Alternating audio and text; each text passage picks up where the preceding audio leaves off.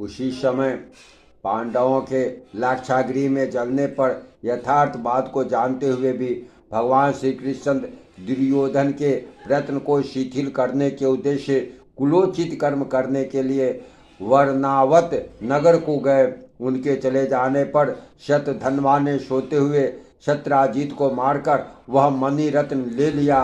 पिता के वध से क्रोधित हुई शतभावा तुरंत ही रथ पर चढ़कर वारनावत नगर में पहुंची और भगवान श्री कृष्ण चंद्र से बोली, भगवान पिताजी ने मुझे आपके कर कपलों में सौंप दिया। इस बात को सहन न कर सकने के कारण शतधन्वा ने मेरे पिताजी को मार दिया है और उस समयंतक नामक मणि रत्न को ले लिया है, जिसके प्रकार से संपूर्ण त्रिलोक में भी अंधकार शून्य हो जाएगी।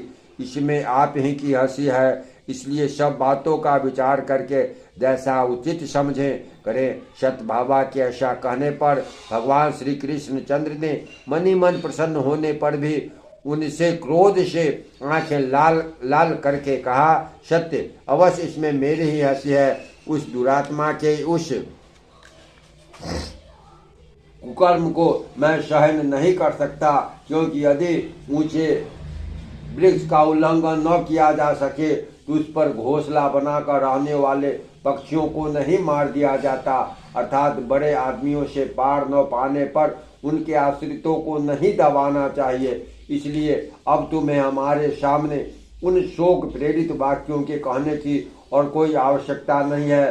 तुम शोक छोड़ दो, मैं उसका भली प्रकार बदला चुका दूंगा। शतभावा से इस प्रकार कह भगवान वासुदेव द्वारका में आकर श्री बलदेव जी से एकांत में कहा, वन में आखेट के लिए गए हुए प्रसेन को तो सिंह ने मार दिया था, अब शतधन्वा ने शत्राजीत को भी मार दिया। इस प्रकार उन दोनों के मारे जाने पर मणि रत्न समयंतक पर हम दोनों का समान अधिकार होगा। इसलिए उठिए और रथ पर शतधन्वा के मारने का प्रयत्न कीजिए। भगवान श्री कृष्णचंद्र के ऐसा कहने पर बलदेव जी ने भी बहुत अच्छा कहकर उसे स्वीकार किया। भगवान श्री कृष्ण और बलदेव को अपने वध के लिए उद्यत जान शतधन्वा ने कृतवर्मा के पास जाकर सहायता के लिए प्रार्थना की।